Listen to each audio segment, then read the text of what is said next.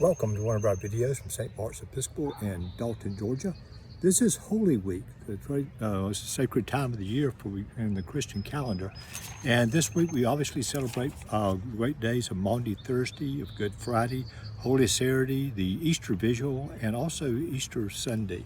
Do that, but also there's some lesser known celebrations during this week, or commemorations, not necessarily celebrations, but commemorations. There's Tenebrae, and also there's what we call Spy Wednesday and Fig Tuesday. You may not be as familiar with those.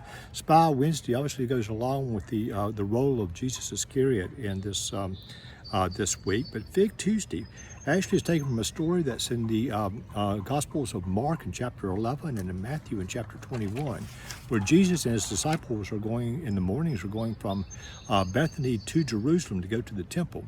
And one morning Jesus is hungry and he sees this fig tree with many pretty leaves on it and it looks good, but he goes up to the tree and there are no figs. And there are a lot of leaves and no figs. That's very unusual, I'm told.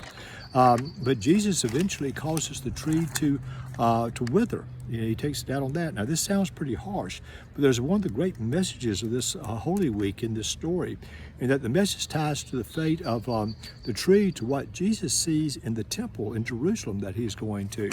The temple has a great appearance. It looks very holy in appearance from the outside, but does not produce the spiritual fruits of righteousness, of justice, repentance, and faithfulness that Jesus provides and seeks.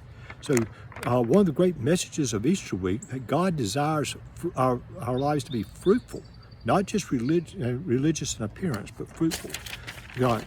Now also on this week, this Easter we will put on our finest clothes and we will make our churches look their most beautiful. And we will go to that. But let's remember the lesson of Jesus and the fig tree, that God seeks fruit and not just appearance. Now, one more message I want to share with you. We've never done this before, but Hollywood is always doing a re-release of something. Well, this week I want to try to do a re-release, if I'm able, of a video I did over about 5 years ago about this time of year, and it's entitled, "Did Jesus Iscariot Have God on His Side?" So please, if you could choose to watch and consider. And I hope everyone has a blessed Easter.